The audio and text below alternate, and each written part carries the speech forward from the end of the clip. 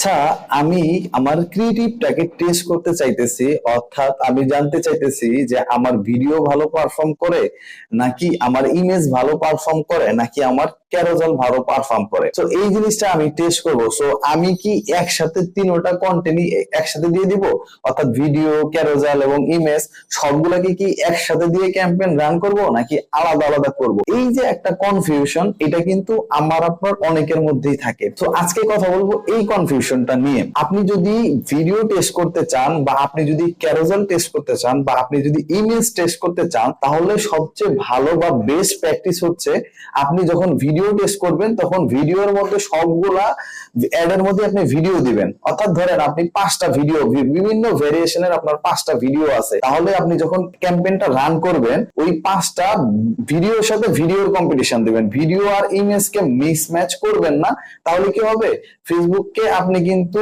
Confuse করে দিলেন।